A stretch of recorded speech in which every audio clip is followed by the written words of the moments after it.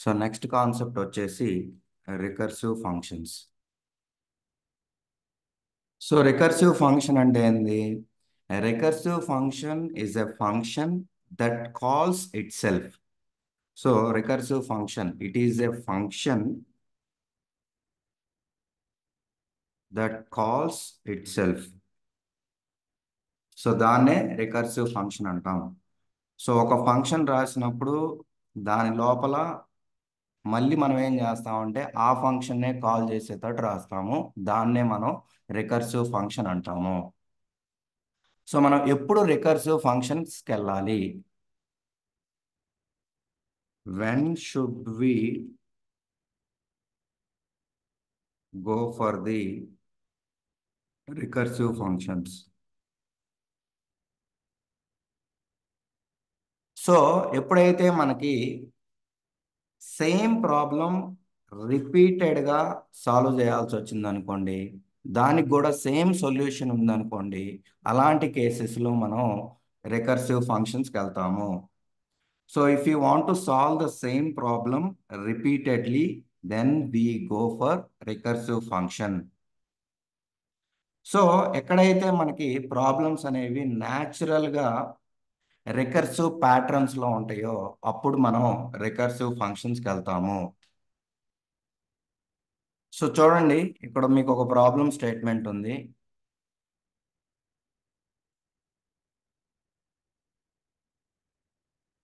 So దీన్ని మీరు solve చేయాలనుకున్నాను. సో ఇది మీ ప్రాబ్లం. మళ్ళీ దీన్ని మీరు స్మాలర్ పార్ట్స్గా డివైడ్ చేసినప్పుడు, ఓకే, మళ్ళీ ఈచ్ పార్ట్ కూడా సేమ్ ప్రాబ్లం అవుతుంది. మళ్ళీ ఇక్కడ ఈ స్మాలర్ పార్ట్ని మళ్ళీ ఇంకా స్మాల్, ఐ మీన్ మళ్ళీ డివైడ్ చేసినప్పుడు అది కూడా సేమ్ ప్రాబ్లం అవుతుంది. సో మనకి రిపీటెడ్గా సేమ్ ప్రాబ్లం ఉండి సేమ్ సొల్యూషన్ యూజ్ అవుతున్నప్పుడు మనం రికర్సివ్ ఫంక్షన్స్కి వెళ్తాము. సో మీ ప్రాబ్లం స్టేట్మెంట్లో ఆ ప్రాబ్లమ్ని డివైడ్ చేసినప్పుడు మళ్ళీ స్మాల్ పార్ట్, దానికి సేమ్ ప్రాబ్లం, మళ్ళీ దాన్ని డివైడ్ చేసినప్పుడు స్మాల్ పార్ట్ సేమ్ ప్రాబ్లం అయినప్పుడు రికర్సివ్ ఫంక్షన్స్కి వెళ్తాము. సో రికర్సివ్ ఫంక్షన్స్ ఎక్కడెక్కడ ఎక్కువగా వాడతారంటే, సో మనకి కంప్యూటర్ సైన్స్లో ఎక్కడెక్కడ వాడతామంటే, ఎక్కడైతే రిపీటెడ్ ప్రాబ్లమ్స్ ఉంటాయో అక్కడ వాడతాము. లైక్ ట్రీ, గ్రాఫ్, ట్రావర్సల్కి వాడతాము. అంటే ఇక్కడ ఏంటంటే మనం బేసికల్గా ఎక్కడైనా సరే మీ ప్రాబ్లం అనేది ఒక ట్రీ స్ట్రక్చర్ లాగా వచ్చిన, గ్రాఫ్ ట్రావర్సల్ లాగా ఉన్నా, అక్కడ ఏంటంటే సేమ్ ప్రాబ్లం మనం రిపీటెడ్గా సాల్వ్ చేయాలి, సొల్యూషన్ కూడా సేమ్ ఉంటుంది. ఆ కేసులో మనం రికర్సివ్ ఫంక్షన్స్కి వెళ్తాము. సపోజ్ మనకి బైనరీ ట్రీస్ ఉన్నాయి, దాంట్లో ఏదైనా డేటాని సెర్చ్ చేయాలి, ఇన్సర్ట్ చేయాలి, డిలీట్ చేయాలనుకున్నా కూడా దానికే వెళ్తాము. సో దాంతోపాటు మనకి డివైడ్ అండ్ కాన్క్వర్ అల్గారిథమ్స్ ఉంటాయి. సో వీటిల్లో కూడా మనం రికర్సివ్ ప్రాబ్లమ్స్నే, రికర్సివ్ ఫంక్షన్స్నే వాడతాము. సో వీటికి ఎగ్జాంపుల్స్ వచ్చేసి మీకు మర్జ్ షార్ట్ కానివ్వండి, క్విక్ సార్ట్ కానివ్వండి.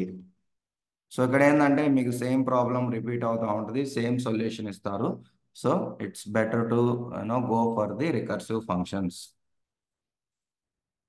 సో దాంతోపాటు ఏదైనా ప్రాబ్లమ్ని బ్యాక్ ట్రేస్ చేయాలనుకోండి, సో లైక్ మనకి ఎన్ క్వీన్ పజిల్ అని ఒకటి ఉంటుంది. సో దీంట్లో కూడా ఎక్కువగానే వాడతారు. సో దాంతోపాటు జనరల్గా మ్యాథమెటిక్స్లో మీకు తెలుసు కదా, ఫ్యాక్టోరియల్, ఫిబొనాకీ సిరీస్, వీటిల్లో కూడా మనం నేను రికర్సివ్ ఫంక్షన్స్ వాడుకోవచ్చు.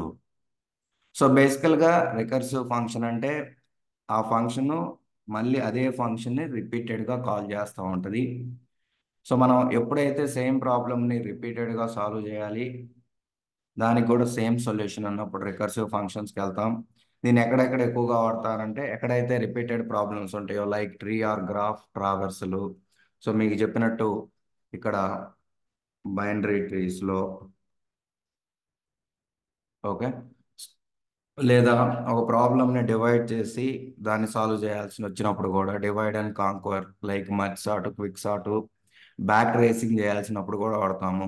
దాంతోపాటు మ్యాథమెటికల్ ప్రాబ్లమ్స్ లైక్ ఫ్యాక్టోరియల్, ఫిబొనాకీలో కూడా వాడతాము. ఓకే, సో ఇది ఇంపార్టెంట్. దీంతో పాటు చాలా ఇంపార్టెంట్ పాయింట్ ఉంది, let me tell you. So మీరు ఎప్పుడైనా రికర్సివ్ ప్రాబ్లమ్స్ రాసేటప్పుడు you have to keep two things in mind. First is base case or termination case. ఇది కంపల్సరీగా ఉండాలి. దాంతోపాటు recursive case or you can also call it as condition. Okay, ఈ రెండు కంపల్సరీగా ఉండాలి. ఒకవేళ మీరు ఓన్లీ రికర్సివ్ కేసు కండిషనే రాస్తే బేస్ కేసు టర్మినేషన్ కేసు అనేది రాయకపోతే it will go for infinite. The function will keep running for infinite. ఎందుకంటే ఇది ఎక్కడా కూడా టర్మినేట్ అవ్వదు. So it is going to keep execute, then it may result in to the memory issues also. Okay, ఇది important. దీంతో పాటు ఈ recursive case అనేది కంపల్సరిగా ఎప్పుడో ఒకప్పుడు బేస్ కేసుని రీచ్ అయ్యేటట్టు ఉండాలి. ఈ రికర్సివ్ కేస్ అనేది ఎప్పుడోకప్పుడు బేస్ కేసుని రీచ్ అయ్యేటట్టు ఉండాలి.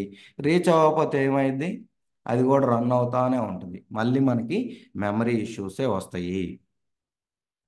అందుకని మీరు ఎప్పుడైతే ఈ రికర్సివ్ ప్రోగ్రామ్స్ రాస్తారో మీరు ఏం చేస్తారంటే ఆ రాసిన కోడ్ని ఒకసారి ట్రేస్ చేసుకోండి.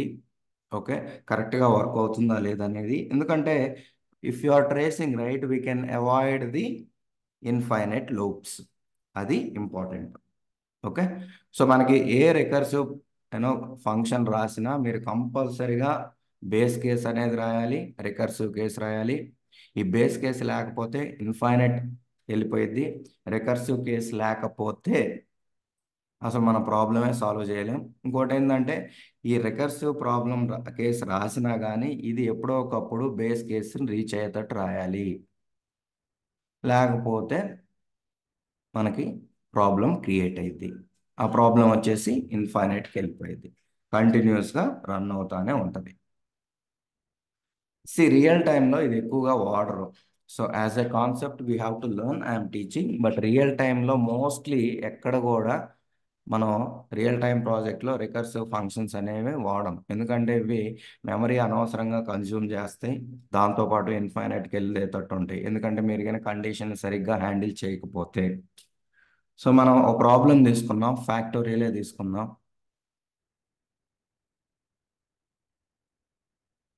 సో ఫ్యాక్టోరియల్ అంటే ఏంది మ్యాథమెటిక్స్లో? Factorial is the product of all the numbers from the given number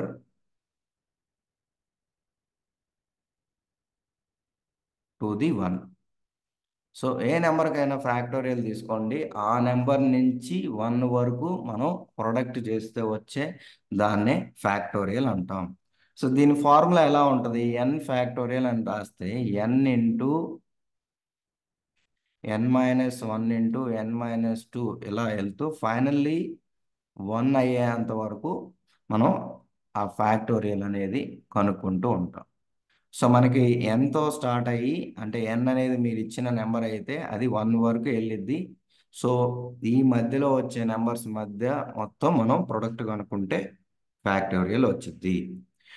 okay, next వచ్చేసి మనం నెగిటివ్ నెంబర్స్కి you cannot find the factorial.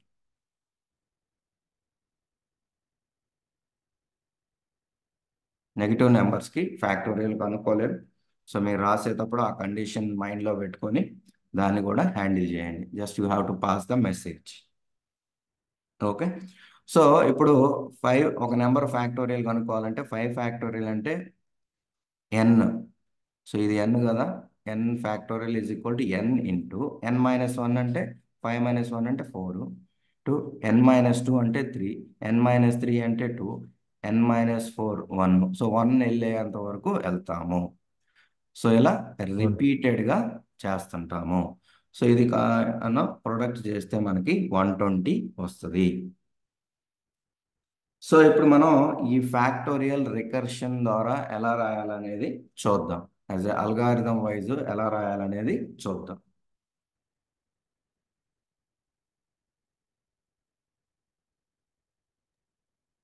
So interview క్వశ్చన్స్లో జనరల్గా recursion is a good practice or better to go with regular methods? Okay. Interview క్వశ్చన్స్లోనా నువ్వు అడిగింది? Yeah, okay. Interview క్వశ్చన్స్లో suppose if okay. They want to test okay. Algorithm. So ఎక్కడైతే మనకి ఆ problem అనేది బై నేచర్ రికర్సివ్గా ఉందనుకోండి, నేను చెప్పా కదా ఫ్యాక్టోరియల్ కానివ్వండి, ఫిబనాకీ కానివ్వండి, అక్కడ మీకు రికర్సివ్ ఫంక్షన్స్ రాస్తే బెటర్గా ఉంటుంది. Number of lines of code తగ్గిద్ది. దాంతోపాటు ఈవెన్ మనకి ఫంక్షన్ కాల్స్ ఎక్కువైతే మెమరీ ఎక్కువైద్ది, కానీ దీంట్లో మెమోఐజేషన్ అని ఇంకొక కాన్సెప్ట్ ఉంటుంది. అది వాడుకోవటం వల్ల ఇంకొంచెం బెటర్గా మెమరీ మేనేజ్ చేసుకోవచ్చు. సో మీకు ట్రీ ప్రాబ్లమ్స్ అయినా, ఫ్యాక్టోరియల్ కానివ్వండి, quick sort, merge sort, binary trees, N queen puzzles, ఈ రిలేటెడ్ వచ్చినప్పుడే ఫ్యాక్టోరియల్ సారీ రికర్సివ్ ఫంక్షన్ వాడండి. అదర్వైజ్ నార్మల్ సొల్యూషన్స్ వాడుకోండి. సో ఇప్పుడు మనం ఏం చేద్దామంటే ఫ్యాక్టోరియల్ అనేది ప్రోగ్రామ్ రికర్సివ్ ద్వారా ఎలా సాల్వ్ చేయాలో చూద్దాం. సో ఫస్ట్ ఏంది, మీకు ఇంకొక ఇంపార్టెంట్ పాయింట్ ఏంటంటే 1 ఫ్యాక్టోరియల్ వచ్చేసి 1, 0 ఫ్యాక్టోరియల్ కూడా 1. నెగిటివ్ నెంబర్స్కి మనం కనుక్కోలేము, ఇది ఇంపార్టెంట్. సో ఇప్పుడు మనం ఫంక్షన్స్ ద్వారా ఫ్యాక్టోరియల్ రాయబోతుంది. సో మీకేందంటే ఇచ్చిన నెంబర్ అనేది first greater than or is equal to జీరోనో కాదో చెక్ చేయండి. సో 0 కంటే ఎక్కువ అయితే ఒక లాజిక్ రాస్తాము, దీనికంటే తక్కువ అయితే మాత్రం you can say you cannot find factorial for the negative numbers. Okay, negative numbers you cannot find. So ఇది ఫస్ట్. సో ఇది బేస్. దాని తర్వాత మనకేంటిది, 0 ఫ్యాక్టోరియల్ 1 ఫ్యాక్టోరియల్కి factorial 1. So this is something you have to keep in mind. So దాంతోపాటు మీకు ఏం చెప్పాను, బేస్ కండిషను రికర్సివ్ కండిషన్ అనేది చాలా ఇంపార్టెంట్ అని చెప్పాను. సో చూడండి, ఇప్పుడు నేను 5 ఫ్యాక్టోరియల్ తీసుకుంటే మనం ఏం చేస్తున్నాం, 5 ఇంటూ 4 ఫ్యాక్టోరియల్. ఓకే, మళ్ళీ దీనికి ఫ్యాక్టోరియల్ అంటే 4 ఇంటూ 3 ఫ్యాక్టోరియల్. ఓకే, నెక్స్ట్ వచ్చేసి మరి 3 ఇంటూ 2 ఫ్యాక్టోరియల్ కనుక్కుంటాం. Next 2 into 1 factorial. సో ఇక్కడతో ఆపేయవచ్చు. ఎక్కడైతే మనకి బేస్ కండిషన్ హిట్ అవుతుందో అక్కడ ఆపేయాలి. So you have to write the logic like that. So మీ దాంట్లో బేస్ కండిషన్ మ్యాండేటరీ. బేస్ అనేది మీరు 1తో స్టాప్ చేస్తారా, 0తో స్టాప్ చేసుకుంటారా, మీ ఇష్టం. So you can add both of them also, it's up to you. Okay. So ఎందుకంటే 0 ఫ్యాక్టోరియల్ కూడా 1 కాబట్టి మనం 1 రిటర్న్ చేయాలి. సో ఇదొకటి ఇంపార్టెంట్. నెక్స్ట్ వచ్చేసి ఇక్కడ రికర్సివ్గా వెళ్తుంది. సో నేను 5 ఫ్యాక్టోరియల్ అన్నప్పుడు 5 into 4 factorial, 4 into 3 factorial, 3 into 2 factorial, 2 factorial అంటే 2 into 1 factorial. So if you are stopping here when it reaches 1, the recursive case, then you have to write your base condition accordingly. Okay, so ఇది important. So ఇప్పుడు మనకి base condition ఏంటిది, మనకి user ఎప్పుడైతే n అనేది 1 కానివ్వండి లేదా 0 అయినా కానివ్వండి, so you have return. To print as 1, or if it is a function you can return. So as we are going to write the function, I am going to return 1. So మీకు 1 0 వస్తే మళ్ళీ calculate చేయాల్సిన పని లేదు, we can return 1. Other than this, ఇది కాకుండా ఏదన్నా number వచ్చింది అనుకోండి, మనం ఏం చేయాలి? You have to say n into, so చూడండి నేను n ఇచ్చా, n factorial, n into 4 factorial అంటున్నా. మళ్ళీ సేమ్ ఫంక్షన్ని కాల్ చేస్తున్నా, ఫ్యాక్టోరియల్ ఆఫ్ n-1 ని కాల్ చేస్తున్నా. మళ్ళీ చూడండి 4 ఫ్యాక్టోరియల్కి n into factorial of n-1 call చేస్తున్నా. సో రిపీటెడ్గా నేను ఈ ఫంక్షన్నే కాల్ చేస్తూ ఉంటాను. సో ఎప్పటి వరకు? అది బేస్ కండిషన్ హిట్ అయ్యేంత వరకు. So I will say n into, n అంటే ఈ కేసులో 5 ఇంటూ, మళ్ళీ సేమ్ ఫంక్షన్ నేను కాల్ చేస్తాను, ఫ్యాక్టోరియల్ ఆఫ్ నెక్స్ట్ నెంబర్కి. So that's why I'm saying n-1. So you have to return this. So ఇది వచ్చేసి మనకి బేస్ కండిషను, ఇదేమో రికర్సివ్ కండిషను. సో మనం ఫస్ట్ ప్రోగ్రామ్ రాద్దాము, రాసి ఎగ్జిక్యూట్ అవుతుందో లేదో చూసి అది ఎలా వర్క్ అవుతుంది అనేది మీకు ట్రేసింగ్ చేసి చూపిస్తాను, చూడండి.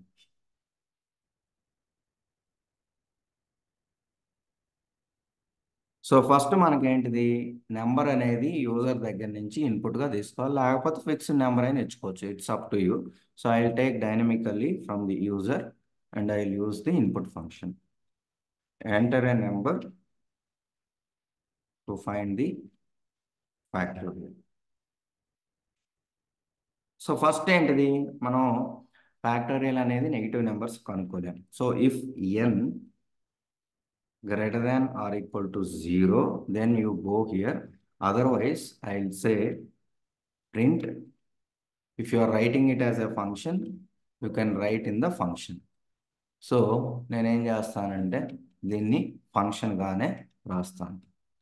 సో డెఫ్ ఫ్యాక్టోరియల్, ఎందుకంటే మనం ఫంక్షన్స్ చూస్తున్నాం కదా, ఫంక్షన్స్ లాగానే రాద్దాం. So this is going to take the input n. ఇది ఎవరైతే కాల్ చేస్తారో వాళ్ళు పాస్ చేసుకుంటారు. సో మనకి వరీ అవ్వాల్సిన పని లేదు. సో ప్రస్తుతానికి ఇది ఇక్కడే ఉంచుతున్నా. సో ఎవరైతే కాల్ చేస్తారో వాళ్ళు ఈ పారామీటరు, అంటే వాళ్ళ ఆర్గ్యుమెంట్ పాస్ చేస్తారు, దానికి మనం ఫ్యాక్టోరియల్ కనుక్కుంటున్నాం. ఓకే, సో ఇది మన ఫంక్షన్. సో ఫస్ట్ వచ్చేసి మనకేంటిది, n అనేది 0 కానీ అంతకంటే ఎక్కువ అయితే మనం ఫ్యాక్టోరియల్ కనుక్కోవాలి, అంతకంటే తక్కువ అయితే నేను I can just return, as this is a function I'm going to return this. Return factorial cannot be calculated for the negative numbers. Okay, return చేస్తాం. ఫైన్. ఒకవేళ ఆ నెంబర్ అనేది 0 కానివ్వండి, 0 కంటే ఎక్కువ అయితే ఏం చేయాలి? ఫస్ట్ వచ్చేసి మనకి your base condition or base case is important. You have to write the base case and recursive case. Base కేస్నే టర్మినేషన్ కేస్ అంటారు, టర్మినేషన్ కండిషన్ అంటాం. ఈ రెండు అనేది మ్యాండేటరీ, లేకపోతే they are going to go for the infinite loop. ఇది లేకపోతే infinite లూప్కి వెళ్ళింది. దాంతోపాటు ఈ రికర్సివ్ కేస్ అనేది it has to finally reach to base case. మన బేస్ కేస్ ఏంటిది, బేసికల్గా ఆ ఫ్యాక్టోరియల్ కనుక్కునేటప్పుడు ఎంతవరకు వెళ్తాం, n అనేది 1 అయ్యేంత వరకు వెళ్తాం. ఓకేనా? సో ఇప్పుడేంది, నాకు ఫ్యాక్టోరియల్ ఆఫ్ 0 1 1 లేదా నేను ఫ్యాక్టోరియల్ కనుక్కునేటప్పుడు అది రీచ్ అయ్యేది 1K. సో నేను n అనేది 0 అయినా లేదా 1 అయినా, సో మనకి ఎప్పుడైతే n అనేది 0 అయినా 1 అయినా నేను రిటర్న్ 1 అని చేస్తాను. సో నేను ఎందుకు 0 కూడా కన్సిడర్ చేసుకున్నానంటే 0 ఫ్యాక్టోరియల్గా 1 కాబట్టి కన్సిడర్ చేశాను. సో ఇది బేస్ కేసు. సో ఎప్పుడైతే ఈ రికర్సివ్ కాల్ ద్వారా కానీ డైరెక్ట్గా నెంబర్ అనేది 0 1 రీచ్ అయినప్పుడు మనకి 1 రిటర్న్ చేస్తుంది. ఇప్పుడు రికర్సివ్ కేసు ఏంటిది, ఫస్ట్ ఏ ఫ్యాక్టోరియల్ అయినా ఎలా కనుక్కుంటాం, n ఇంటూ, అంటే నెంబర్ 5 ఇస్తే 5 ఇంటూ, మళ్ళీ 4 into 3 into 2 into 1 అంటే అది 4 ఫ్యాక్టోరియల్. ఓకే, మళ్ళీ అది 3 into 2 into 1 అంటే అది 3 factorial. So what we're doing n into again factorial of I'm going to call the same function. Okay, so function కాబట్టి నేను రిటర్న్ చేస్తున్నా. ఓకే, సో ఇది కొంచెం క్లియర్గా గమనించాలి మీరు. సో ఇదేమో రికర్సివ్ కేసు. సో నేనేం చేశాను, n into factorial of n-1. So మళ్ళీ ఇదేం చేసిద్ది, ఈ ఫంక్షన్నే కాల్ చేస్తూ ఉంటుంది. సో ఇది ఎలా వర్క్ అయ్యింది అనేది ఇప్పుడు ఫస్ట్ మనం సిస్టంలో చూసి తర్వాత ట్రేసింగ్ కూడా చేసి చూపిస్తాను, చూడండి. ఓకే, సో ఈ ఫంక్షన్ ఎవడో కూడా కాల్ చేయాలి కదా. సో ఆ కాల్ ఎవరైతే చేస్తున్నారో వాళ్ళే డైనమిక్గా ఇన్పుట్ పాస్ చేస్తారు. ఫ్యాక్టోరియల్ అనేది ఫంక్షన్, మీరు ఏ నెంబర్ ఇస్తే అది, ఇది రిటర్న్ చేస్తుంది కాబట్టి డైరెక్ట్గా నేను ప్రింట్లోకి పాస్ చేసుకోవచ్చు, లేకపోతే you can just store it in a variable and print later. So ఇప్పుడు మనం ట్రేస్ చేద్దాం.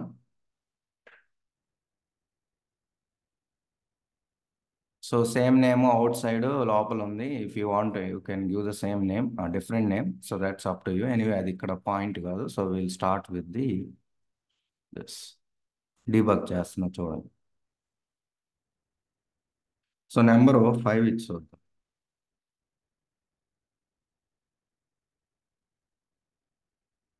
So I step in to my code. చూడండి n 5గా వచ్చింది. సో n అనేది ఎంత ఇప్పుడు 5. 5 is greater than or is equal to 0, correct, true. So ఇప్పుడు లోపలికి వెళ్ళిద్ది, ఎల్స్కి వెళ్ళదు. సో మళ్ళీ లోపలికి వచ్చింది, చూడండి. ఈ కండిషన్ చెక్ చేసింది. సో ఈ కండిషన్ ట్రూ కాదు. 5 అనేది 0తో ఈక్వల్ కాదు, 1తో ఈక్వల్ కాదు. ఓకే, సో ఎల్స్ అని రాయాల నేను. సో ఎల్స్ అయితే ఇది జరగాలి. ఓకే, ఎల్స్ అయితే ఇది జరగాలి. సో డైరెక్ట్గా రాస్తే ఏమైందంటే ప్రతిసారి ఎగ్జిక్యూట్ అయింది. So I stop and execute.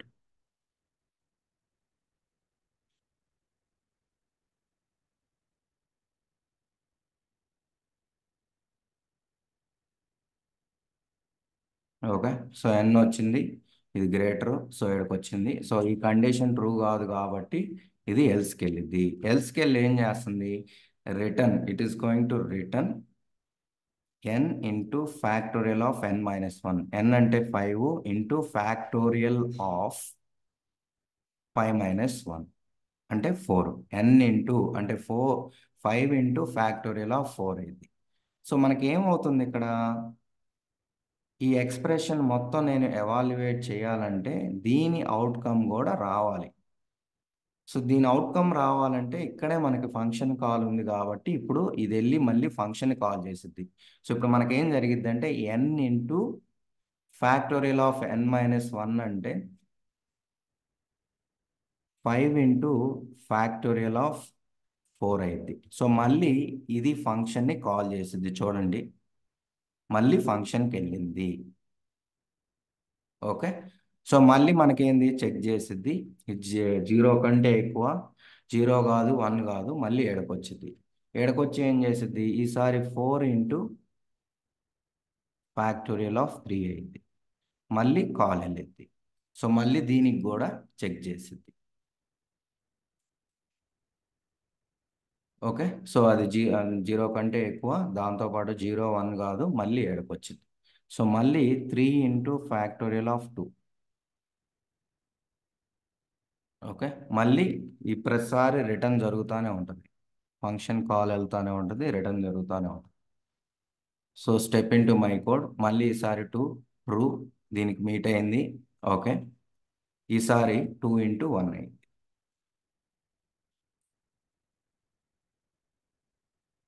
Okay, so మళ్ళీ చూడండి, ఇది కాల్ వెళ్ళిద్ది. సో ఈసారి 1 వచ్చింది, 1 గ్రేటర్ దాన్ 0, ట్రూ, ఇది ట్రూ అయింది. సో మనకి n01 ట్రూ అయింది. సో ఇప్పుడు బేస్ కండిషన్ మీట్ అయింది. ఈ రికర్సివ్ కేసు మీరు బేస్ కండిషన్ మీట్ అయ్యేటట్టు రాయకపోతే it will go for infinite. ఇక్కడ మీట్ అయింది, ఇది రిటర్న్ చేస్తుంది, ఇది రిటర్న్ చేస్తుంది. So this is going to return 1. So this is going to get substituted. So 1 return అయ్యిద్ది. సో ఇప్పుడు మనకి ప్రోగ్రామ్ ఎండ్ అయింది, అవుట్పుట్ వచ్చింది. సో మీకు ఇప్పుడు ట్రేస్ చేసి చూపిస్తాను.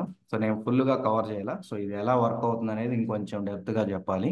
సో మనమైతే మిగతా కేసెస్కి వర్క్ అవుతుందో లేదో క్విక్గా చెక్ చేసేద్దాం.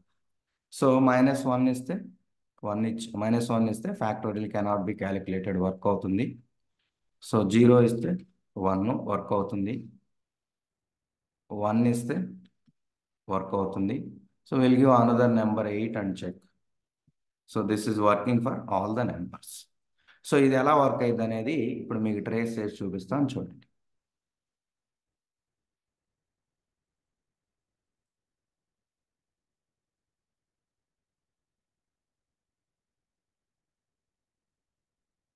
సో మనం ఈ ఫ్యాక్టోరియల్ కోడ్ రాసాం కదా. ఓకే.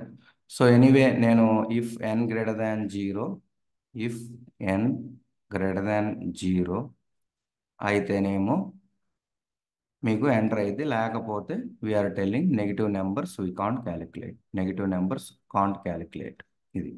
సో దీని లోపల ఇది ట్రూ అయితే, ఇఫ్ n గ్రేటర్ దాన్ 0 అయితేనే దీంట్లో మనకి బేస్ కండిషన్ వచ్చేసి ఇఫ్ n 0 లేదా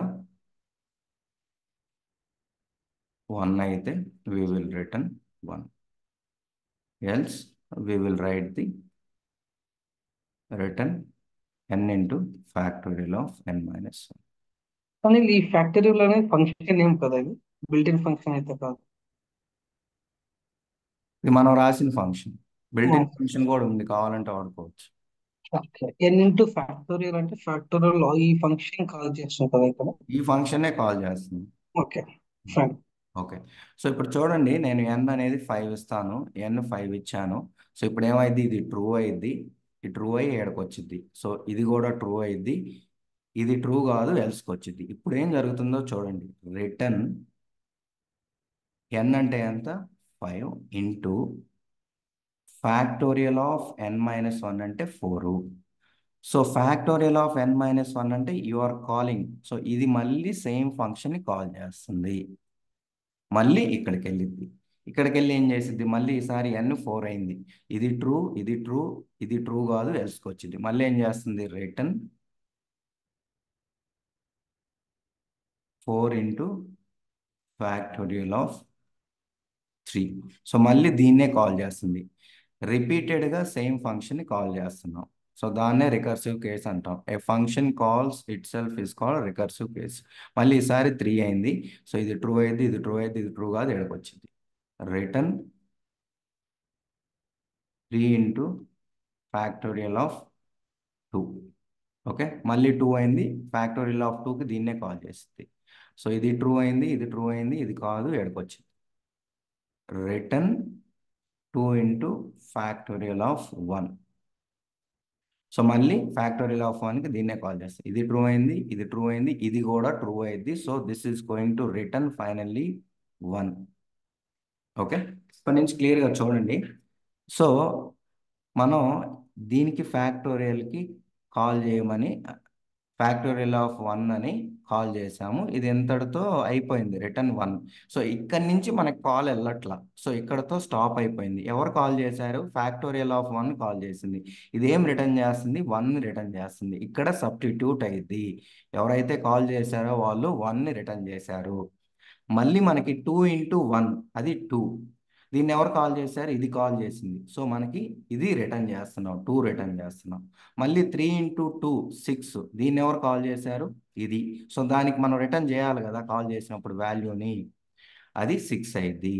నెక్స్ట్ 4 ఇంటూ 6 24. దీన్ని ఎవరు కాల్ చేశారు, ఈయన కాల్ చేశాడు, 24 అయింది. So 5 into 24 120. ఇంకేం లేదు, ఫైనల్గా 120ని రిటర్న్ చేసింది. ఇలా వర్క్ అయింది. క్లియర్? ఓకే. సో అదే గన మీకు ఈ టర్మినేషన్ కండిషన్ లేదనుకోండి, ఒకవేళ రాయకపోతే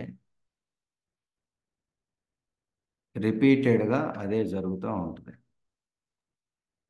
So will it break the system? Or infinite loop?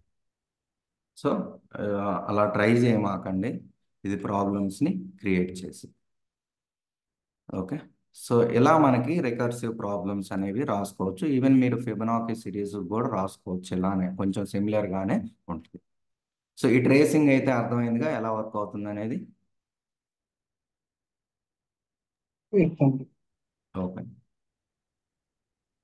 So ఇప్పుడు మనం ఏం చేద్దాం అంటే రికర్సివ్ ఫంక్షన్స్ వల్ల అడ్వాంటేజెస్ డిసడ్వాంటేజెస్ గురించి చూద్దాం. సో మనకి రికర్సివ్ ఫంక్షన్స్ వల్ల అడ్వాంటేజ్ ఏంటంటే కొన్ని ఉన్నాయి, అవి మనం వన్ బై వన్ చూద్దాం. సో బేసికల్గా మీకు రికర్సివ్ ఫంక్షన్ ఎప్పుడు యూస్ఫుల్ అయ్యిందంటే when you have the problem which is naturally divide into smaller instances of the same problem. నేను బిగినింగ్లో చెప్పా కదా, సేమ్ అదే. సో అలా ఉంటేనే మీ ప్రాబ్లం అనేది న్యాచురల్గా స్మాలర్ ఇన్స్టాన్స్గా డివైడ్ చేసినప్పుడు, ఒక స్మాల్ పార్ట్గా డివైడ్ చేసినప్పుడు మళ్ళీ అది సేమ్ ప్రాబ్లం అయి సేమ్ సొల్యూషన్ ఇలా అయినప్పుడే మనం రికర్సివ్ ఫంక్షన్కి వెళ్తాము, అలా లేకపోతే వెళ్ళొద్దు. సో ఫస్ట్ ఇంపార్టెంట్ థింగ్ వచ్చేసి రీడబిలిటీ, సింపుల్సిటీ. సో మనకి ఇది పైథాన్ సింటాక్స్లోనే ఉంది. పైథాన్ సింటాక్స్ క్లీన్గా కన్సైజ్గా ఉంటుంది. కన్సైజ్ అంటే షార్ట్గా రాయటాన్ని. సో మనం దీన్ని రికర్సివ్ సొల్యూషన్స్తో వాడినప్పుడు ఇంకా కన్సైజ్గా ఇంకా షార్ట్గా రాయవచ్చు. సో మీకు ఎలా ఉంటుందంటే when you compare with the iterative solutions loops మీద పోలిస్తే రీడబిలిటీ మీకు దాంతోపాటు షార్ట్గా ఉంటుంది కోడ్ అనేది. సో ఈవెన్ స్ట్రైట్ ఫార్వర్డ్గా ఉంటుంది, చూసే వాళ్ళకు కూడా ఈజీగా అర్థమైంది. చూడండి, సో నేను ఈ ఈ సేమ్ ప్రాబ్లమ్ని రికర్సివ్ ఫంక్షన్ ద్వారా రాసా, దాంతోపాటు లూప్తో రాసా. ఇక్కడ మీరు చూడండి రీడబిలిటీ ఎలా ఉంది, దాంతోపాటు మీకు ప్రాబ్లం స్టేట్మెంట్ అనేది ఈజీగా అర్థమవుతుంది. So you will be able to easily correlate. So first recursive function చూపిస్తాను. సో చూడండి, ఇక్కడ మీకు క్లియర్గా అర్థమైపోతుంది. ఎప్పుడైతే మనకి n అనేది 0 అయితే రిటర్న్ అయితే ఇలా అయినా రాసుకోవచ్చు, లేదా యూ కెన్ ఆల్సో యాడ్ 1, ఎలా అయినా వర్క్ అయింది. ఎందుకంటే ఫైనల్గా 1 అయిన తర్వాత 0 అవ్వాలి. సో 0 ఫ్యాక్టోరియల్ కూడా 1 కాబట్టి అలా అయినా రాసుకోవచ్చు, రూల్ ఏం లేదు, ఇలానే రాయాలి. So coming to the point, readability, simplicity, straight forward ఎలా ఉంటుందంటే చూడండి. సో ఫస్ట్ మనం లూప్స్లో ప్రాబ్లం చూద్దాం. సో మనం ఇదే ఫ్యాక్టోరియల్ని లూప్ వాడి రాసాము చూడండి. సో మనం ఇక్కడ ప్రాబ్లం ఓవరాల్గా హై లెవెల్లో చూడండి, ఇది రీడబిలిటీ ఎలా ఉంది. ఓకే, ఇది రీడబిలిటీ ఎలా ఉంది అనేది చూడండి. సో దాంతోపాటు మీకు number of lines of code తగ్గింది, that's different thing, but readability చూసుకోండి. ఓకే, సో ఇక్కడ రీడబిలిటీ అనేది కంపారిటివ్లీ రికర్సివ్ ప్రాబ్లంతో పోలిస్తే తక్కువగా ఉంది. దాంతోపాటు if you can just look at this to you will be able to understand clearly. So we are trying to do the factorial problem and which is in the recursive in nature. So మనకి ఈ రెండు lines of code చూడంగానే క్లియర్గా అర్థమైపోయింది. మనకి ఎప్పుడైతే n0 1 అయితే return 1 చేస్తాం, లేకపోతే రిపీటెడ్గా మనం n into factorial of n-1 అనేది క్యాలిక్యులేట్ చేస్తున్నాం అనేది ఈజీగా అర్థమైంది. సో బట్ ఇక్కడ మనకి స్ట్రైట్ ఫార్వర్డ్గా ఉండదు. ఓకే, ఇంకోటి రీడబిలిటీ బాగుంటుంది, ఈజీగా కూడా రాసేయచ్చు, బట్ కొన్ని డిసడ్వాంటేజెస్ ఉన్నాయి, అవి తర్వాత చెప్తాను. నెక్స్ట్ వచ్చేసి మీకు ఈ ప్రాబ్లమ్ని రికర్సివ్ ఇన్ నేచర్ ఉంది కాబట్టి ఇలాంటి కేసెస్లో మీకు రికర్సివ్ ఫంక్షన్స్కి వెళ్ళటమే మంచిది, rather than you go for the loops. Okay, so ఎక్కడైతే మీ ప్రాబ్లం అనేది రికర్సివ్ ఇన్ నేచర్గా ఉన్నప్పుడు అప్పుడు మీరు రికర్సివ్ ఫంక్షన్స్కి వెళ్ళండి, లూప్స్కి వెళ్ళొద్దు. దాంతోపాటు మీరు రికర్సివ్ ఫంక్షన్ వాడినప్పుడు number of lines of code అనేది తగ్గిద్ది. సో చూడండి, ఇక్కడ మనకి number of lines of code 8లో అయిపోయింది, అదే ఇది వాడితే 14 లైన్స్లో రాసాము. సో నెక్స్ట్ మనకి ఈ రికర్సివ్ ఫంక్షన్కి జనరల్గా ఏమైందంటే మనకి రిపీటెడ్గా సేమ్ కాల్స్ వెళ్తాయి కాబట్టి మనకి మెమరీ అనేది ఎక్కువ కన్జ్యూమ్ అయింది. దానికని వాళ్ళు ఏం చేశారంటే మెమోఐజేషన్ అని ఒక కాన్సెప్ట్ని తీసుకొచ్చారు. సో ఇదేం చేసిద్దంటే మనకి క్యాష్ లాగా ఉపయోగపడి రిపీటెడ్గా ఎక్కడైతే సేమ్ కాల్స్ వస్తున్నాయో అవి క్యాష్లో స్టోర్ చేసుకుంటుంది. ఓకేనా, క్యాష్లో స్టోర్ చేసుకొని మనకి ప్రతిసారి రిపీటెడ్ క్యాలిక్యులేషన్స్ ఎక్కడైతే వస్తాయో అవి క్యాలిక్యులేట్ చేయకుండా డైరెక్ట్గా అది క్యాష్ నుంచి తీసుకుంటుంది. దానివల్ల మీకు ఇంకొంచెం బెటర్గా మనకి క్యాలిక్యులేషన్ అనేది తగ్గిద్ది, మెమరీ కూడా ఎఫిషియెంట్గా యూజ్ అయ్యిద్ది. సో ఈ మెమోరైజేషన్ కాన్సెప్ట్ అనేది పెద్ద ఇంపార్టెంట్ కాదు, ఈవెన్ రికర్సనే ఇంపార్టెంట్ కాదు, మెమోరైజేషన్ అంత అవసరం లేదు. In case if you are interested, నేను వీడియో ఇస్తాను చూడండి, ఒకవేళ అర్థం కాకపోతే అడగండి. ఇది ఎందుకంటే ఇంకా డెప్త్గా ఉంటుంది, అవసరం లేదు. సో సో మనం ఎప్పుడైతే దీన్ని వాడుకోవటం వల్ల ఏమైందంటే మనం కొంచెం బెటర్గా మెమరీని ఆప్టిమైజ్ చేయవచ్చు. సో నెక్స్ట్ దీంతో పాటు మనకి క్యాష్లో వాడుకోవటానికి, సో మనకి కొన్ని ఫంక్ టూల్స్లో ఈ మాడ్యూల్లో ఎల్ఆర్యు క్యాష్ అని ఉంది. ఇదేం చేసిద్ది అంటే ఆటోమేటిక్గా మెమరైజేషన్ చేసిద్ది. సో దీనివల్ల ఏంది, మనం ఎప్పుడైతే రిపీటెడ్గా వచ్చే క్యాలిక్యులేషన్ క్యాష్లో పెట్టుకోవటం వల్ల మనకి మెమరీ అనేది ఆ క్యాలిక్యులేషన్ టైం అనేది కూడా తగ్గిద్ది. Comparatively overall execution time comparatively memorization వాడినప్పుడు తగ్గిద్ది. అందుకని ఈ కాన్సెప్ట్ని వాడతారు రికర్సివ్ ఫంక్షన్స్లో. సో చూడండి, ఇంట్రెస్ట్గా ఉంటే I will share the video. Okay. So but points వచ్చేసి మీరు గుర్తుపెట్టుకోవాల్సిన ఈ మూడు: రీడబిలిటీ, న్యాచురల్గా ప్రాబ్లం రికర్సివ్గా ఉన్నప్పుడు you should go for recursive functions, దాంతోపాటు number of lines of code అనేది తగ్గిద్ది. సో డిసడ్వాంటేజెస్ వచ్చేసి మీకు స్టాక్ ఓవర్ఫ్లో వెళ్ళే అవకాశం ఉంటుంది. సో దీనికోసం ఏం చేశారంటే పైథాన్లో మనకి ఎప్పుడైతే కొంతమంది ఆ బేస్ కేసు మర్చిపోతారు కదా, అందుకని స్టాక్ ఓవర్ఫ్లో అవ్వకుండా వీళ్ళు ఏం చేశారంటే ఈ రికర్సివ్ కాల్స్ మ్యాక్సిమం 1000 టైమ్స్ వెళ్తాయి, తర్వాత ఆగిపోయింది.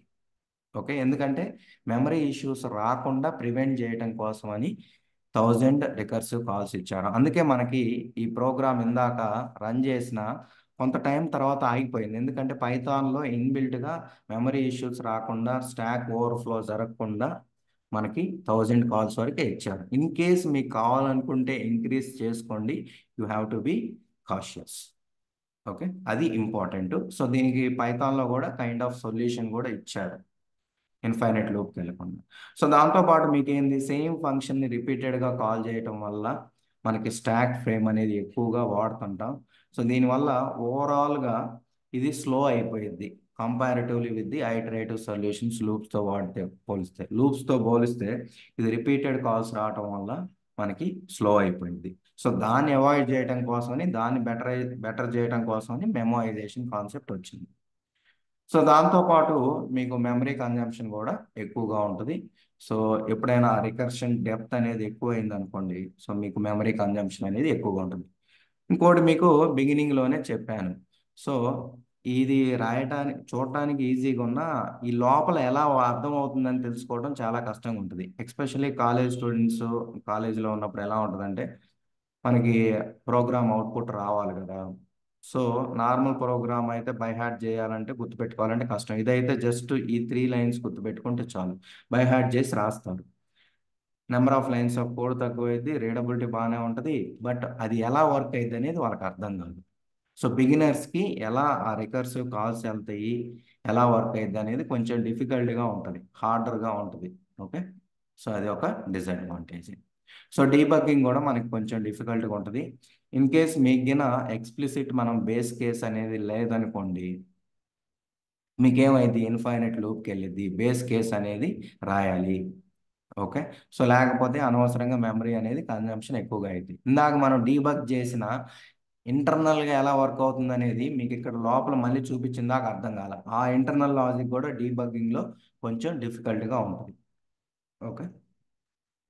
సో సో ఇవన్నీ కూడా మనకి డిసడ్వాంటేజెస్ రికర్సివ్ ఫంక్షన్స్ వాడటం వల్ల.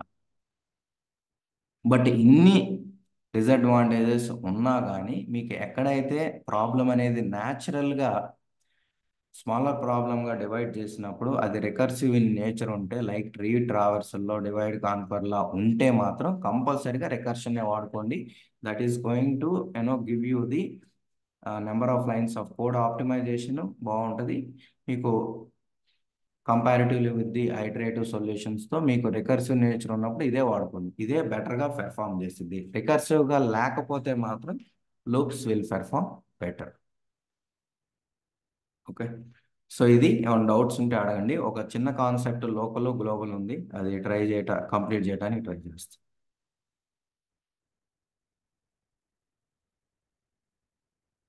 నెక్స్ట్ ఇంపార్టెంట్ కాన్సెప్ట్ వచ్చేసి లోకల్ గ్లోబల్ వేరియబుల్స్, ఎక్కువగా ఇంటర్వ్యూస్లో అడుగుతుంటారు.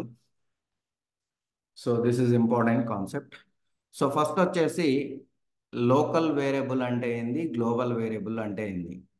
సి లోకల్ వేరియబుల్ అంటే ఒక ఫంక్షన్ లోపల డిఫైన్ చేస్తాము, దాంతోపాటు దాని యాక్సెస్ ఓన్లీ ఆ ఫంక్షన్ లోపలే ఉంటుంది, within that function. So that's why we're calling it as local variable. So that is local to that specific function. So మనకి లోకల్ వేరియబుల్స్ అనేవి defined inside a function and only you can access them within that function. అదే global variables అనేవి మనం outside functions define చేస్తాము, అంటే beginning of the file. So మనకి పైథాన్లో ఫైల్నే మాడ్యూల్ అంటాం. సో మనం అవి బిగినింగ్ ఆఫ్ ద ఫైల్లో డిఫైన్ చేస్తాం. మీకు ప్రోగ్రాంలో ఎక్కడ కావాలనుకుంటే అక్కడ యాక్సెస్ చేసుకోవచ్చు. Okay. So local variable scope వచ్చేసి within the function, global variable scope వచ్చేసి ద ఎంటైర్ ఫైల్లో ఎక్కడైనా, ఆ ఫైల్ అనొచ్చు, ఫైల్నే మాడ్యూల్ అంటాం లేదా స్క్రిప్ట్ అంటాము, దాంట్లో ఎక్కడైనా మీరు యాక్సెస్ చేసుకోవచ్చు. లైఫ్ టైం వచ్చాక మనకి లోకల్ వేరియబుల్స్ అనేవి మనం ఎప్పుడైతే ఫంక్షన్ని కాల్ చేస్తామో ఆ ఫంక్షన్ ఎగ్జిక్యూషన్ ఎప్పుడైతే అయిపోయిందో ఇమ్మీడియట్గా ఆ వేరియబుల్ డిస్ట్రాయ్ అయింది. బయట మీరు ట్రై చేస్తే యాక్సెస్ చేయడానికి వర్క్ అవ్వదు. గ్లోబల్ వేరియబుల్స్ ఏంటిది, ఇవి ఎప్పుడైతే ఆ మాడ్యూల్ ఎగ్జిక్యూషన్ స్టార్ట్ అయ్యి అది మొత్తం అయిపోయేంత వరకు, ఎండ్ అయిపోయేంత వరకు కూడా మనకి గ్లోబల్ వేరియబుల్స్ ఉంటాయి. ఆ ఎంటైర్ మాడ్యూల్ అయిపోయిన తర్వాతే అవి డిస్ట్రాయ్ అవుతాయి. ఓకే. సో ఇక్కడ స్కోప్, లైఫ్ టైం అనేది important. So local variable scope వచ్చేసి within the function, global variables వచ్చేసి within that file, you can also call it as module. Life time వచ్చేసి అవి ఎప్పుడైతే ఫంక్షన్ ఎగ్జిక్యూషన్ స్టార్ట్ అయ్యి stop అయ్యిద్దో అంతటితో destroy అయిపోతాయి, అయిపోగానే వెళ్ళిపోతాయి మెమరీ నుంచి. ఇదేమో ఎంటైర్ ఫైల్కి ఉంటుంది, ఆ ఫైల్ ఎగ్జిక్యూషన్ మొత్తం అయిపోయిన తర్వాతే ఇవి you know will go from the memory. So ఇప్పుడు మనం ప్రాక్టికల్గా చూద్దాం. సో నేను ఒక ఫంక్షన్ క్రియేట్ చేస్తున్నా, లోకల్ గ్లోబల్.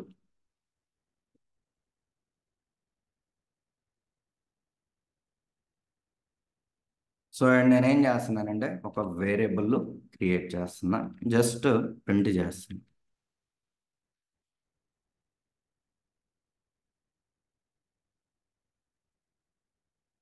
చూడండి ఇక్కడ క్లియర్గా. సో ఫస్ట్ నార్మల్గా ఎగ్జిక్యూట్ చేద్దాం, డీబగ్ చేద్దాం. So step in to code. So ఇప్పుడు మనకి ఫంక్షన్ ఎగ్జిక్యూషన్ స్టార్ట్ అయింది, దీని లైఫ్ టైము స్కోప్ ఈ ఫంక్షన్ లోపలే ఉంటుంది, తర్వాత యాక్సెస్ చేయలేము, తర్వాత మెమరీ నుంచి కూడా వెళ్ళిపోయింది, that's why you cannot access. So ఇప్పుడు A5 ప్రింట్ ఏ అయింది, అయిపోయింది. సో తర్వాత మీరు బయట యాక్సెస్ చేస్తే వర్క్ అవ్వదు. So this is called local variable. So మీకు ఏం చెప్పా, లోకల్ వేరియబుల్ అంటే you cannot access out side the function అంటున్నా. సో ఇప్పుడు మనం ఏం చేద్దాం అంటే ఇన్సైడ్ ది ఫంక్షన్ యాక్సెస్ చేస్తున్నాం, అవుట్ సైడ్ ద ఫంక్షన్ కూడా ట్రై చేద్దాం. వర్క్ అవ్వద్దు లేదో మీకు తెలియాలి కదా, దీని స్కోప్ అర్థం అవ్వాలి కదా. ఏడా ఎర్రర్ వచ్చింది చూడవచ్చు మీరు. సో అన్రిజాల్వ్డ్ రిఫరెన్స్ ఏ అని వచ్చింది, but still I will try to execute.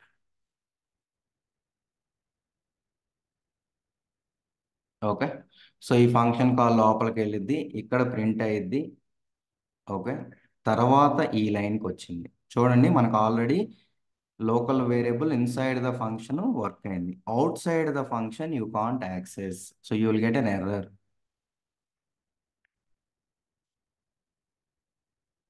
Okay. So name error A is not defined, ఎందుకంటే అది డిఫైన్ చేయలేదండి. This is scope is local to this function. ఈ లైఫ్ టైం అనేది ఈ ఫంక్షన్ ఎగ్జిక్యూషన్ అయిపోయి call అయిపోయి ఈ స్టేట్మెంట్ అయిపోగానే ఇక్కడ కంట్రోల్ ఎక్కడికి వచ్చింది కదా, దాని తర్వాత డిస్ట్రాయ్ అయిపోయింది. So you can't access. Okay. ఇది ఇంపార్టెంట్. సో ఇప్పుడు నేనేం చేస్తానంటే గ్లోబల్ వేరియబుల్స్ని ఇంట్రడ్యూస్ చేస్తాను.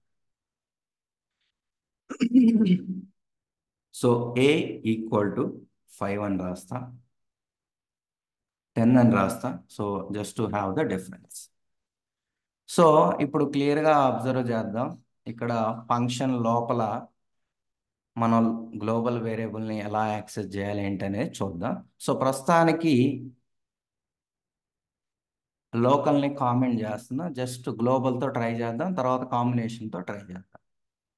సో ఇప్పుడు రన్ చేసి చూద్దాం, అసలు వర్క్ అవుద్దా లేదా, ఏమన్నా అయిద్దో లేదో చూద్దాం. సో నీకు ఇన్సైడ్ ద ఫంక్షన్ వచ్చింది, అవుట్ సైడ్ ద ఫంక్షన్ వచ్చింది. ఓకే, సో ఏమైంది, మనకి లోకల్గా ఏ లేదు కాబట్టి సో మనకి ఇది ఈ ఎంటైర్ ఫైల్లో ఎక్కడైనా యాక్సెస్ అయ్యింది. So I'm able to access inside the function, out side the function. So ఇది మనం చెప్పుకుంది, ఎంటైర్ ఫైల్లో ఎక్కడైనా యాక్సెస్ అయ్యింది, ఈవెన్ ఇన్సైడ్ ద ఫంక్షన్ అయినా యాక్సెస్ అయ్యింది. బట్ ప్రింట్ అయింది, దీన్ని ఏమైనా చేంజెస్ చేయొచ్చా ఏమో చూద్దాం. ఇది వర్క్ అవుద్దో లేదో చూద్దాం. Unbound local variable cannot access local variable A where it is not associated with a value. See, మీరు గ్లోబల్ వేరియబుల్స్ని ఫంక్షన్స్ లోపల యాక్సెస్ చేయొచ్చు కానీ బట్ యు కాంట్ మోడిఫై. ఎందుకు అలౌ చేయట్లేదంటే ఇప్పుడు గ్లోబల్ వేరియబుల్ అనేది ఒకటే ఉంటుంది, డిఫరెంట్ పీపుల్ తీసుకొని దాన్ని మాడిఫై చేస్తూ ఉంటే ఎక్కడ మాడిఫై అవుతుందో తెలియదు, ఒక్కోసారి కాంప్లికేటెడ్ అయిపోయింది ప్రాబ్లము. ఓకే, సో మీరు నిజంగా దాన్ని మాడిఫై చేయాలనుకున్నప్పుడు పైథాన్కి చెప్పాలి, otherwise it is not going to allow. మీకు ప్రాబ్లం చూపిస్తాను రియల్ టైంలో కూడా చూడండి. మీరు గ్లోబల్ వేరియబుల్స్ అనేవి మరీ ఎక్కువగా వాడడం, ఎప్పుడైతే ఆ ఫంక్షన్కి అవసరమైతే ఆ ఫంక్షన్లోనే వాడుకుంటుంటాం. ఇలా పెట్టినప్పుడు 10 ఫంక్షన్లు ఉంటే 10 మంది మాడిఫై చేస్తే ఎవడు మాడిఫై చేశాడో ఎక్కడ చేంజ్ అయింది అనేది ట్రాక్ చేయడం కూడా కష్టం ఉంటుంది. అందుకని వాళ్ళు డైరెక్ట్గా అలౌ చేయరు, జస్ట్ యాక్సెస్కి అయితే అలౌ చేస్తారు. ఓకే, బట్ ఇన్ కేస్ నేను యాక్సెస్ చేస్తుంటే వర్క్ అవుతుంది, మాడిఫై కూడా చేయాలనుకున్నప్పుడు you have to explicitly say global, global A. So అప్పుడు చెప్తున్నాం ఏమని, ఓకే నేను ఏ అనే వేరియబుల్ ఇది గ్లోబల్, దీన్ని నేను వాడుకోవాలనుకుంటున్నా, చేంజ్ చేయాలనుకుంటున్నానని పైథాన్కి అర్థమైపోయింది. సో జస్ట్ యాక్సెస్ చేయడం వల్ల మనకు ప్రాబ్లం లేదు కదా, మాడిఫై చేస్తేనే ప్రాబ్లం అయింది. అందుకని you have to explicitly say I'm trying to change the value of global variable A. So అప్పుడు వర్క్ అయింది. సో చూడండి, సో ఇది అయిపోయిన తర్వాత ప్రింట్ చేస్తాను, ఆఫ్టర్ అని ఇస్తాను, మాడిఫై అయ్యింది, మాడిఫై అయిన వాల్యూ కూడా వచ్చింది. సో ఫస్ట్ మీకు 10 ప్రింట్ అయింది ఇక్కడ, సో తర్వాత చేంజ్ చేసిన తర్వాత 11 ప్రింట్ అయింది. సో ఇంతవరకు ఫైన్. సో మనం లోకల్ గ్లోబల్ అనేవి మనం సపరేట్గా మనం అర్థమైంది ఎలా యాక్సెస్ చేసుకోవాలి ఏంటనేది. సో ఇప్పుడు మనం ఏం చేద్దాము, రెండు బోత్ లోకల్ గ్లోబల్ ఉంటే ఎలా వర్క్ అయ్యిద్ది అనేది చూద్దాం. సో ఇప్పుడు మళ్ళీ అన్కామెంట్ చేస్తున్నా, చూడండి ప్రస్తుతానికి మోడిఫికేషన్ తీసేస్తున్నా. ఓకే, సో నేను ఈ గ్లోబల్ కూడా తీసేస్తాను, ప్రస్తుతానికి తీసేస్తాను.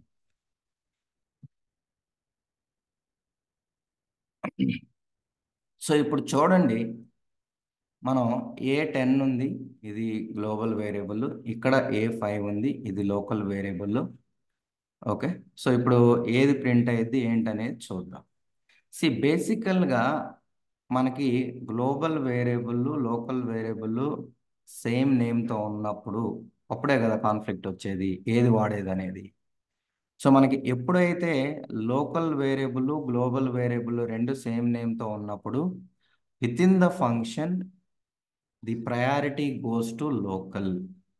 సో ఈ ఫంక్షన్ ఏం చేసిద్దంటే లోకల్ వేరియబుల్కి ప్రయారిటీ ఇచ్చిద్ది, ఇచ్చి గ్లోబల్ వేరియబుల్ని ఈ స్కోప్లో హైడ్ చేసిద్ది, గ్లోబల్ వేరియబుల్ని ఈ స్కోప్లో హైడ్ చేసిద్ది. చూడండి నాకు ఇక్కడ లోకల్ వేరియబుల్ A5 ప్రింట్ అయ్యింది. ఎనీవే ఈ ఏని నేను అవుట్ సైడ్ యాక్సెస్ చేయలేను, so that's why the local global variable A10 will be printed here. So మనకి లోకల్ గ్లోబల్ రెండు సేమ్ ఉన్నప్పుడు ఫంక్షన్ లోపల ప్రయారిటీ వచ్చేసి లోకల్, అది గ్లోబల్ని హైడ్ చేసింది. చూడండి, within the function 5 print అయింది, అవుట్ సైడ్ 10 ప్రింట్ అయింది. క్లియర్? సో ఈవెన్ నేను ఇక్కడ గ్లోబల్ ఏ అని ఇచ్చినా కానీ మోడిఫికేషన్ కోసమే కానీ, సో ఇక్కడ మీరు ప్రయారిటీని కూడా చెక్ చేయొచ్చు. సో చూడండి, global name A is assign to before global declaration. Okay, so ఇక్కడ ఏమైంది, మీరు ఇలా ఇవ్వటం వల్ల మీరు ఫస్ట్ ఏ ఈక్వల్ టు 5 అంటున్నారు, లోకల్ వేరియబుల్ అయింది. సో తర్వాత మళ్ళీ దీన్నే గ్లోబల్గా చేస్తున్నారు అనుకుంటుంది. సో ఈ వేరియబుల్ అనుకోదు. ఓకే, అందుకే మనకి ఎర్రర్ కూడా చూడండి, syntax error, name A is assign to before global declaration. So first మనం గ్లోబల్ అని డిక్లేర్ చేసిన తర్వాతే you have to assign it. So ఇక్కడ మనకి లోకల్ గ్లోబల్ ఉన్నప్పుడు మనం you can't write like this. Okay, problem అయింది. సో ఫస్ట్ గ్లోబల్ అని రాసి తర్వాత if you want you can change the value of it. Okay, so అప్పుడేంది, నాకు లోకల్ వేరియబులే లేదు, నేను వాడుకుంటుందే గ్లోబలు, నేను చేంజ్ చేస్తుంది కూడా గ్లోబల్ అనే చెప్తున్నాను. సో ఇప్పుడు మనకి వర్క్ అయింది. సో 10 ఉంది, దాన్ని చేంజ్ చేసాము, ఇక్కడ చేంజ్ అయింది, అక్కడ చేంజ్ అయింది, ఫైన్. సో ఇప్పుడు మనం మళ్ళీ back to the same problem వెళ్దాం. సో నాకు within the function local global వాడాలంటే ఏం చేయాలి? నాకు రెండు వాడాలి, ఏం చేయాలి? డిఫరెంట్ వేరియబుల్ నేమ్ ఇవ్వచ్చుకోవాలి. ఏంటి? డిఫరెంట్ వేరియబుల్ నేమ్ ఇవ్వచ్చుకోవాలి. అప్పుడు ప్రాబ్లం లేదుగా, కాన్ఫ్లిక్టే లేదుగా, అప్పుడు ఎలా అయినా యాక్సెస్ చేయొచ్చుగా, రెండు సేమ్ ఉన్నప్పుడుగా ప్రాబ్లం. సి, నేను డిఫరెంట్ ఇస్తే క్వశ్చనే లేదు, ఇంకా ఇది కామెంట్ చేసి నేను రెండు యాక్సెస్ చేసుకుంటా కదా. కాన్ఫ్లిక్ట్ ఎప్పుడు వస్తుంది? రెండు సేమ్ నేమ్ అయినప్పుడే కదా కాన్ఫ్లిక్ట్ వచ్చేది. Yes sir. అవునా కాదా? మీకేం చెప్పాను, నార్మల్గా గ్లోబల్ వేరియబుల్ని విత్ ఇన్ ద ఫంక్షన్ వాడుకోవచ్చు, అవుట్ సైడ్ వాడుకోవచ్చు. సరే, ఏడ కూడా ప్రింట్ చేస్తున్నాం మీకోసం అని, ఈసారి బి తీసుకున్నాం కదా. ఓకే, సో ఇక్కడ బి, ఇప్పుడేం ప్రాబ్లం లేదు కదా, కాన్ఫ్లిక్టే లేదు కదా. హ్మ్? ఎస్. సో మనకి కాన్ఫ్లిక్ట్ ఎప్పుడు వస్తుంది? సేమ్ ఉన్నప్పుడే కదా, అదేగా పాయింట్. సో అందుకని నేను సేమ్ తీసుకొని చెప్తాను. Okay, I will remove. So ఇప్పుడు ఏం చేయాలి, నాకు రెండు లోకల్ గ్లోబల్ కావాలనుకుంటే we have a other option called పైథాన్లో గ్లోబల్స్ అని ఉంది. ఇదేం చేసింది అంటే, మీరు ప్రోగ్రాంలో ఉన్న గ్లోబల్ వేరియబుల్స్ అన్ని రికార్డ్ చేసి స్టోర్ చేసుకుంటుంది. సో నేను జస్ట్ ప్రింట్ గ్లోబల్స్ అంటే ఈ ప్రోగ్రాంలో ఉన్న గ్లోబల్ వేరియబుల్స్ అన్ని ప్రింట్ అవుతాయి. సారీ, బి లేదు, నేను ఇక్కడ తీసేసా కదా, ఏనే ఇచ్చా కదా. చూడండి, సో ఇక్కడ గ్లోబల్స్ అనగానే ఫస్ట్ ఫంక్షన్ ఎగ్జిక్యూషన్ ఇది కాల్ అయింది, ఇది కాల్ అయ్యి ఎడకెళ్ళింది. ఓకే, సో మనకి గ్లోబల్స్ అనగానే డిక్షనరీ ఫార్మేట్లో గ్లోబల్గా ఉన్నాయన్నీ ప్రింట్ అయింది. సో ఇవన్నీ డిఫాల్ట్, ఈ ప్యాకేజ్ ఇవన్నీ. సో మనకి లాస్ట్లో వెళ్తే ఈ గ్లోబల్ వేరియబుల్ A10 అనేది ఉంది. సో ఈవెన్ నేను ఇంకొక వేరియబుల్ యాడ్ చేసిన, సో చూడండి, నేను ఈసారి డీబగ్ చేస్తా so that it will be easy for you. So A అనేది లోకల్ వేరియబుల్. ఓకే, సో ఇప్పుడు గ్లోబల్స్ అంటున్నా. సో గ్లోబల్స్ అన్నప్పుడు గ్లోబల్గా ఉన్నాయని ప్రింట్ అవుతాయి. సో మనకి గ్లోబల్ వేరియబుల్స్ ఎన్ని ఉన్నాయి? రెండు ఉన్నాయి. ఇంతకుముందు ఏనే ఉంది, ఇప్పుడు బి కూడా ఉంది, అవన్నీ ప్రింట్ అవుతాయి. ఓకే,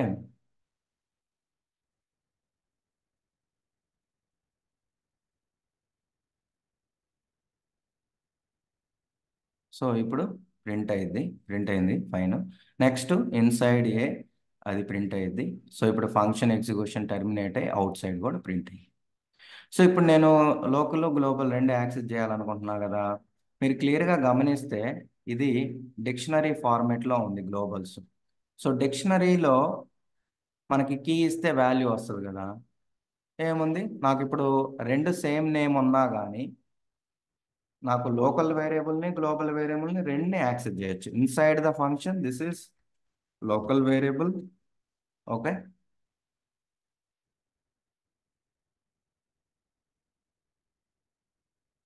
వేరియబుల్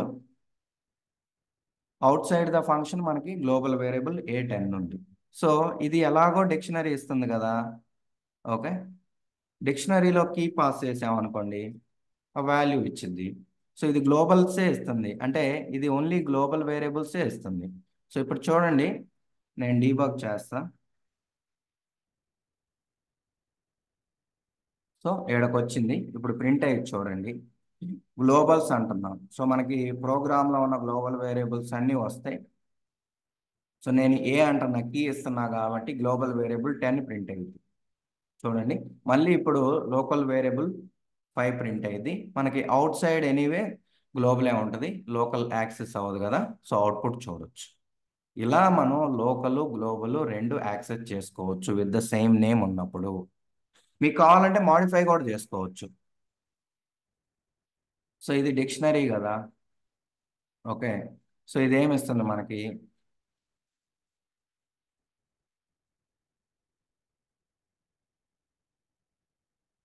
సో వాల్యూ ఇస్తుంది కదా. సో ఇప్పుడు మనం ఏం చేయొచ్చు అంటే దీన్ని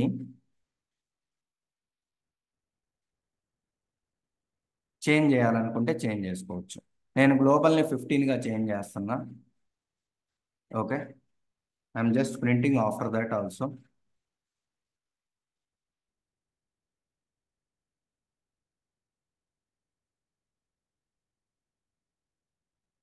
ఓకే, ఆఫ్టర్ చేంజింగ్ కూడా నేను ప్రింట్ చేస్తాను. నేను లోకల్ ఇన్సైడ్ ఫంక్షన్ బిఫోర్ మళ్ళీ చేంజ్ చేసి కూడా ప్రింట్ చేస్తాను.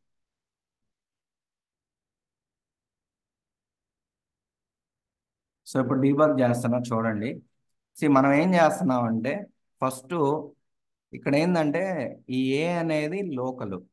ఓకే, సో మనం గ్లోబల్ని యాక్సెస్ చేయడానికి ఈ ఫంక్షన్ ఉంది. ఈ ఫంక్షన్లో గ్లోబల్లో ఉన్న వేరియబుల్స్ అన్నీ వస్తాయి. దాంట్లో మనకి డిక్షనరీలో ఉంది కాబట్టి నేను కీ ఇస్తే వాల్యూస్ వస్తాయి. దాన్ని ప్రింట్ చేస్తున్నా, దాన్నే చేంజ్ చేస్తున్నా, గ్లోబల్నే చేంజ్ అవుతుంది, లోకల్ అవ్వట్లా. సో మీకు తెలుసు కదా, రెండు లోకల్ గ్లోబల్ ఉన్నప్పుడు బై డిఫాల్ట్గా ఇదేం తీసుకుంటుంది, ఓన్లీ లోకలే తీసుకుంటుంది. జస్ట్ ఏ అంటే అది లోకల్నే పాయింట్ చేస్తుంది, బట్ గ్లోబల్స్ ఆఫ్ ఏ అంటేనే అప్పుడు గ్లోబల్ని పాయింట్ చేస్తుంది. సో నేను ఇక్కడ ఏంది, ఫస్ట్ గ్లోబల్ వేరియబుల్స్ అని డిక్షనరీలోకి వస్తే దాంట్లో కీ ఇస్తే నాకు ఆ వాల్యూ వస్తుంది. దాన్ని మళ్ళీ చేంజ్ చేస్తున్నా, ఫస్ట్ ప్రింట్ చేస్తున్నా, తర్వాత చేంజ్ చేస్తున్నా, మళ్ళీ చేంజ్ చేసిన తర్వాత ప్రింట్ చేస్తున్నా. మళ్ళీ జస్ట్ ఏ అంటే మీకు లోకలే తీసుకుంటుంది with in the function. Okay, దాన్ని ప్రింట్ చేస్తున్నా, చేంజ్ చేస్తున్నా, మళ్ళీ ప్రింట్ చేస్తున్నా. సో మీకు ఇది ఎందుకు అర్థం అవ్వాలంటే లోకల్ గ్లోబల్ వేరియబుల్స్ రెండు విత్ ఇన్ ద ఫంక్షన్ ఎలా వాడుకోవచ్చు, ఎలా చేంజ్ చేసుకోవాలో కూడా అర్థం అవ్వాలి కదా, అందుకని చూపిస్తుంది. సో చూడండి, ఫస్ట్ ఏ అనేది 5, ఇది లోకల్ వేరియబుల్. సో ఇది గ్లోబల్. సో ఏ ప్రింట్ అయ్యింది చూడండి. ఓకే, బిఫోర్ చేంజింగ్ 10 ఉంది మనకి, పైన 10 ప్రింట్ అయింది. సో ఇప్పుడు మళ్ళీ చేంజ్ చేస్తున్నా. చూడండి, చేంజ్ చేసిన తర్వాత నేను ప్రింట్ ఇచ్చా. So inside before after changing 15 print అయింది. సో నాకు మళ్ళీ ఈ లోకల్ కూడా మనకి ఫస్ట్ 5 ఉంది, అది ప్రింట్ అయింది. ఇప్పుడు చేంజ్ చేస్తున్నా, చేంజ్ చేసిన తర్వాత 25. సో ఈ ఫంక్షన్ ఎగ్జిక్యూషన్ అయిపోయింది, బయటకు వచ్చింది. సో బయట నీకు ఓన్లీ గ్లోబలే యాక్సెస్ అయింది. మీకు తెలుసు కదా, లోకల్ అనేది విత్ ఇన్ దిస్ ఫంక్షనే. సో ఈ ఫంక్షన్ ఎగ్జిక్యూషన్ అయిపోగానే అది డిస్ట్రాయ్ అయిపోయింది. సో ఇలా మనం లోకల్ని గ్లోబల్ని విడివిడిగా ఎలా యాక్సెస్ చేసుకోవాలో చూపించాను, రెండు కాంబినేషన్లో ఎలా వర్క్ అవుతాయో చూపించాను, రెండు కాంబినేషన్లో ఎలా చేంజ్ చేయాలో కూడా చూపించాను. క్లియర్? ఏమైనా డౌట్స్ ఉన్నాయా? సో రియల్ టైంలో ఎలా వాడతామంటే ఇది చూడండి. సో మనం గ్లోబల్ వేరియబుల్గా క్యాలిక్యులేటర్ తీసుకున్నాం. ఓకే, సో క్యాలిక్యులేటర్ గ్లోబల్ ఎందుకు తీసుకున్నాం, మనం అక్రాస్ ద ఫంక్షన్స్ వాడుకుంటున్నాం. చూడండి, క్యాలిక్యులేషన్ హిస్టరీ అనేది ఈ ఫంక్షన్లో జరుగుతుంది. క్యాలిక్యులేషను ఈ ఫంక్షన్లో కావాలి నాకు, మళ్ళీ ఈ ఫంక్షన్లో సేమ్ని యాక్సెస్ చేయాలి. అక్రాస్ ద ఫంక్షన్స్ కావాలనుకున్నప్పుడు గ్లోబల్ వేరియబుల్స్ వాడతాము. ఆ ఫంక్షన్లోనే కావాల్సిన క్యాలిక్యులేషన్స్ చేసి తర్వాత అవసరం లేననుకున్నప్పుడు లోకల్ వేరియబుల్స్ వాడుకుంటాం. సో నేను ఎక్స్ కామా వై అనేవి విత్ ఇన్ దిస్ ఫంక్షనే వాడుతున్నాం, అవి డిస్ట్రాయ్ అయిపోతాయి. సో యూజర్ పాస్ చేస్తున్నాడు ఎక్స్ వై, ఇక్కడే క్యాలిక్యులేషన్ జరిగింది, ఇక్కడే డిస్ట్రాయ్ అయిపోతాయి. ఓకే. సో నాకేంది లోకల్ వేరియబుల్స్ ఏం చేస్తున్నాయి చూడండి. ఫంక్షన్ ఏం చేస్తుంది, ఫస్ట్ ఏడిడి ఈ ఫంక్షన్ కాల్ జరుగుతుంది, డీబగ్ చేసి చూపిస్తాం. సో ఫస్ట్ దీని కాల్ జరుగుతుంది. సో ఈ ఫంక్షన్కి వెళ్ళింది x10 y10. సో ఇవి ఈ పారామీటర్స్ అనేవి లోకల్ విత్ ఇన్ దిస్ ఫంక్షనే యాక్సెస్ చేయగలుగుతారు. సో ఆ రిజల్ట్ అనేది x+5 రిజల్ట్లో స్టోర్ చేసుకుంటున్నారు. చేసుకున్న తర్వాత మనం ఏం చేస్తున్నాము, calculation history dot append. So మీకు వచ్చిన రిజల్ట్ని క్యాలిక్యులేషన్ హిస్టరీ కావాలి కదా, దానికోసం అని దీంట్లో పెట్టుకుంటున్నాం. దీన్ని గ్లోబల్ వేరియబుల్ ఎందుకు వాడుకుంటున్నాం అంటే ఈ క్యాలిక్యులేషన్ హిస్టరీ డిస్ప్లే చేయడానికి ఈ ఫంక్షన్ కూడా వాడుకుంటుంది. సో ఈ ఎక్కడైతే వేరియబుల్ అనేది మోర్ దాన్ వన్ ఫంక్షన్లో అవసరమైద్దో అప్పుడు గ్లోబల్కి వెళ్ళాలి. లోకల్ తీసుకుంటే ఇక్కడే వర్క్ అవుతాయి, మళ్ళీ ఈ ఫంక్షన్లో యాక్సెస్ చేయలేము. అందుకనే ఈ క్యాలిక్యులేషన్ హిస్టరీ అనేది లిస్ట్గా తీసుకొని గ్లోబల్ వేరియబుల్గా తీసుకున్నాం. సో ఇప్పుడు నీకు లిస్ట్లో క్యాలిక్యులేషన్ హిస్టరీ ఉంటుంది. ఈ రిజల్ట్ అనేది ఎవరైతే ఇక్కడ లోకల్ వేరియబుల్ వచ్చేసి రిజల్ట్. సో ఇది ఈ ఫంక్షన్ ఎగ్జిక్యూషన్ అయిపోగానే డిస్ట్రాయ్ అయ్యింది. మనం రిటర్న్ చేస్తున్నాము, ఇక్కడ ప్రింట్ అయ్యిద్ది. ఇప్పుడు రిజల్ట్ అనేది యాక్సెస్ చేయలేము. నెక్స్ట్ ఏం జరుగుతుంది, ఈసారి మళ్ళీ ఏడిడి ఫంక్షన్ కాల్ చేస్తున్నాం. సో మళ్ళీ సేమ్ ఫంక్షన్ కాల్ చేస్తున్నాం, ఈ రిజల్ట్ మళ్ళీ ఫ్రెష్గా ఇనిషియలైజ్ అయ్యిద్ది. ఈ పారామీటర్స్ ఇక్కడే వర్క్ అవుతాయి, ఈ రిజల్ట్ అనేది విత్ ఇన్ దిస్ ఫంక్షనే వర్క్ అయ్యిద్ది. మళ్ళీ ఈసారి చేసిన క్యాలిక్యులేషన్ హిస్టరీ 12 అనేది మళ్ళీ ఇక్కడ అపెండ్ జరిగింది. సో ఇక్కడ మళ్ళీ ఇంతకుముందు రిజల్ట్, ఇప్పుడు కొత్తగా రిజల్ట్ దీనికి అపెండ్ అయ్యింది. సో ఈ కరెంట్ రిజల్ట్ ఏమో రిజల్ట్లో ఉంది, ఈ క్యాలిక్యులేషన్ హిస్టరీ గ్లోబల్లోనేమో ఇంతకుముందు రిజల్ట్ ఇప్పుడు రిజల్ట్ కూడా ఉంది.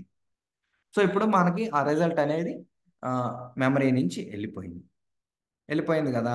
సో ఇప్పుడేంది, గ్లోబల్ వేరియబుల్లో వాల్యూస్ ఉంటాయి, మీరు ఇందాక అపెండ్ చేసింది విత్ ఇన్ ద ఫంక్షన్ కాదు కదా, ఈ ఫైల్లో ఎక్కడైనా వర్క్ అవుతాయి, అవి మెమరీ నుంచి డిస్ట్రాయ్ అవ్వవు ఈ ప్రోగ్రామ్ ఎగ్జిక్యూషన్ కంప్లీట్ అయ్యేంత వరకు. ఇప్పుడు నేనేం చేస్తున్నా, క్యాలిక్యులేషన్ హిస్టరీ అనేది కాల్ చేస్తాను.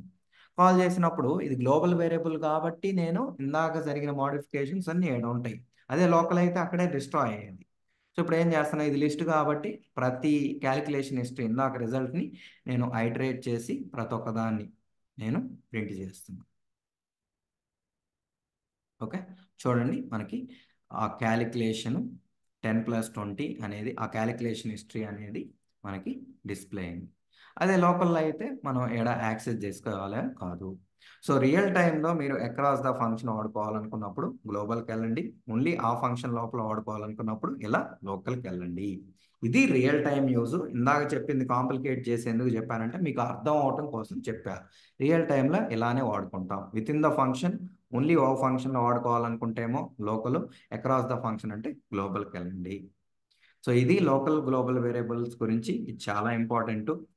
సో ప్రాక్టీస్ చేయండి. ఏమైనా డౌట్స్ ఉంటే వీడియో షేర్ చేస్తా, మళ్ళీ చూడండి. ఏమైనా డౌట్స్ ఉంటే ఇప్పుడు నేను అడగండి. That's all for today.